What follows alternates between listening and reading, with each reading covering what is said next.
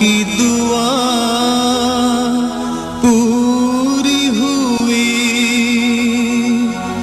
और हमें इतनी प्यारी दुनिया में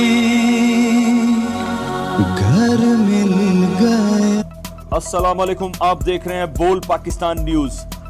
खुल्लेवाला से खबर शामिल करते हैं। म्यूनिसिपल कमेटी खुल्लेवाला के जेर एहतमाम यौम आज़ादी पर पुरवकार तकरीब का एहतमाम किया गया। चेयरमैन राना आहत खान ने चीफ ऑफिसर नासिर हुसैन और सीनियर सब इंजीनियर मियां अब्दुल वहीद के हमरा परचम कुशाई की।